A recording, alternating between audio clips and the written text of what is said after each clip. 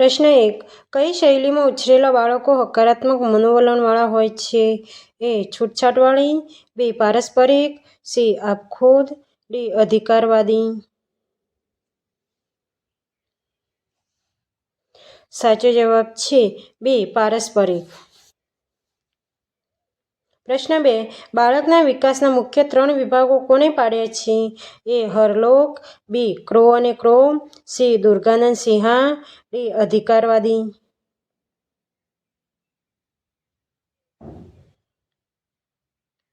સાચો જવાબ છે સી. દુર્ગાનંદ સિંહા. પ્રશ્ન 3. બાલકેન્દ્રી શિક્ષણમાં મુખ્ય કેન્દ્રબિંદુ કોણ હોય છે? એ. બાળક, બી. અભ્યાસક્રમ, સી. શાળા સંચાલન, ડી. શિક્ષક.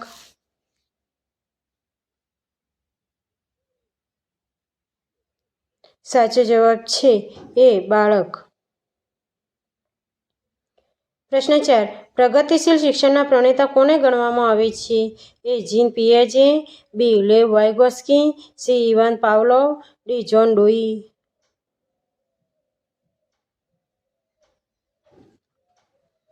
સાચો જવાબ છે ડી. જોન ડુઈ.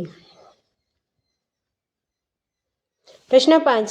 બુદ્ધિ ક્ષમતાનું માપન કરવાનું સૂત્ર કોણે દર્શાવ્યું હતું? એ. બિની અને સાયમન, બી. સ્ટર્ને, સી. સ્ટર્નબર્ગે, ડી. રેવની.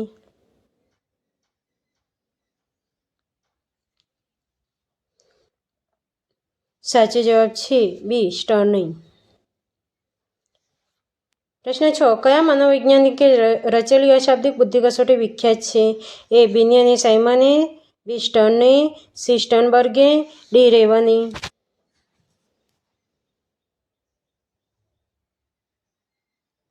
સાચો જવાબ છે ડી. રેવની.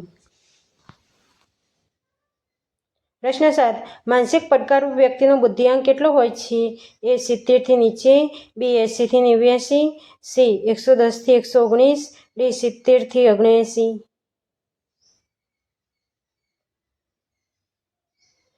સાચો જવાબ છે એ. 70 નીચે.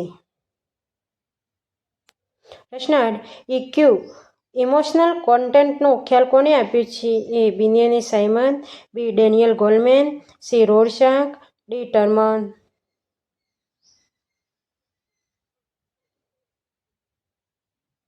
સાચો જવાબ છે બી. Daniel Goleman. પ્રશ્ન 9. મનોમાપનલક્ષી મનોવિજ્ઞાનનો પ્રારંભ કોની બુદ્ધિ કસોટી સાથે થયો ગણાય છે? A. Binet, B. Simon, C. Guilford, D. A અને સી બંને.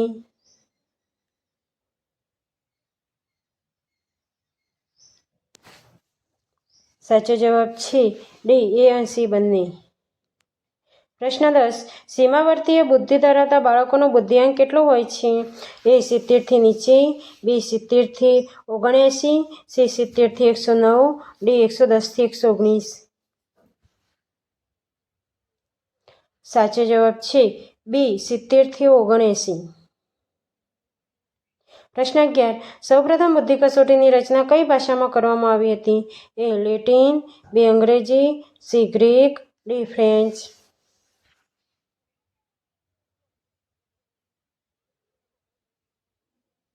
સાચો જવાબ છે ડી. ફ્રેન્ચ.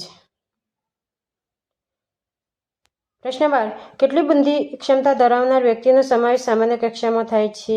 એ. 90 109, બી. 110 119, સી. 80 89, ડી. 70 79.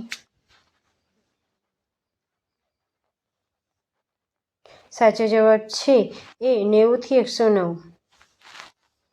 પ્રશ્ન 13. ભાષાકીય બુદ્ધિ ધરાવતા બાળકને પ્રોત્સાહન આપવા માટે શિક્ષકે કઈ પ્રવૃત્તિ કરાવવી જોઈએ? એ. મોડેલ બનાવવું, બી. તાર્કિક કોયડા ઉકેલવા, સી. વાર્તાકથન અને કાવ્ય પઠન, ડી. ગ્લોબનું નિરીક્ષણ કરવું. સાચો જવાબ છે સી. વાર્તાકથન અને કાવ્ય પઠન. પ્રશ્ન 14.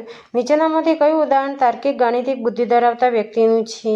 એ. કોયડા ઉકેલનાર ગણિતજ્ઞ, બી. કવિતા લખનાર કવિ, સી. ચિત્ર બનાવનાર કલાકાર, ડી. ફૂટબોલના ખેલાડી. સાચો જવાબ છે એ. કોયડા ઉકેલનાર ગણિતજ્ઞ.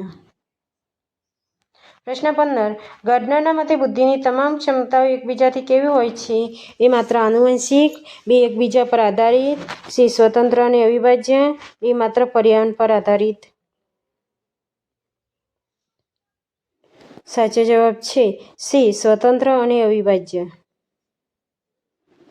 પ્રશ્ન 16. કોઈપણ બાબતમાં વ્યક્તિઓ વચ્ચેના તફાવતોને શું કહે છે? એ વૈયક્તિક તફાવત, બી વ્યક્તિગત તફાવત, સી બૌદ્ધિક તફાવત, ડી માનસિક તફાવત.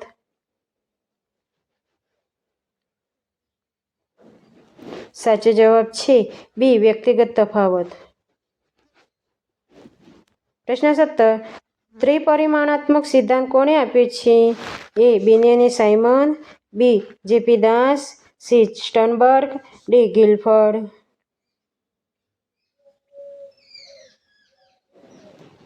સાચો જવાબ છે ડી ગિલફર્ડ.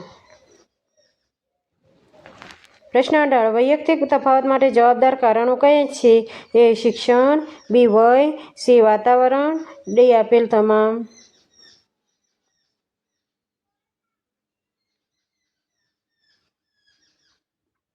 સાચો જવાબ છે ડી આપેલ તમામ. પ્રશ્ન 19. વ્યક્તિગત તફાવતો સંતોષવા કઈ પદ્ધતિ શ્રેષ્ઠ ગણાય છે? એ અભિક્રમિત અધ્યયન, બી ચર્ચા, સી સમસ્યા ઉકેલ, ડી સંવાદ.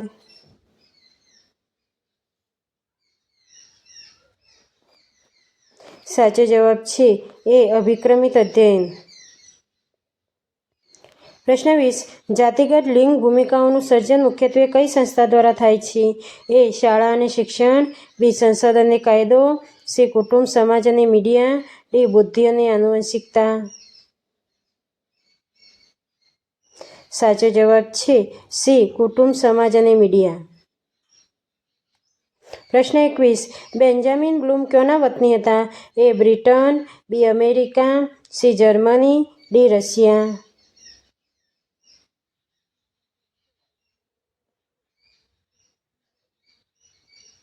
સાચો જવાબ છે બી અમેરિકા.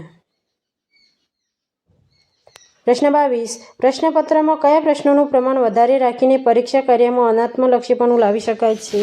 એ નિબંધ પ્રકારના પ્રશ્નો, બી ટૂંક જવાબી પ્રશ્નો, સી વસ્તુલક્ષી પ્રશ્નો, ડી આપેલ તમામ. સાચો જવાબ છે સી વસ્તુલક્ષી પ્રશ્નો. પ્રશ્ન 23. ઓળખ યાદીને કારણે નિરીક્ષણ કરવાનું કાર્ય કેવું બને છે? એ ઝડપી, બી ધીમું, સી નહિવત, ડી આત્મલક્ષી.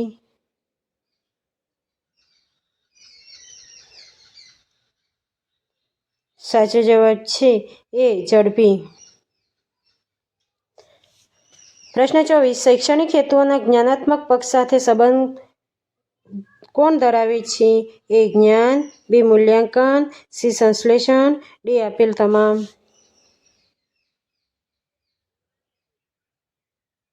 તો સાચો જવાબ છે ડી આપેલ તમામ. પ્રશ્ન 25. વ્યક્તિના આત્મમૂલ્યાંકન માટે મૂલ્યાંકનમાં કયા સાધનોનો ઉપયોગ કરવામાં આવે છે?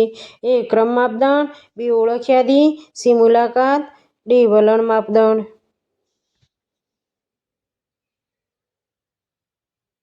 સાચો જવાબ છે બી ઓળખ યાદી.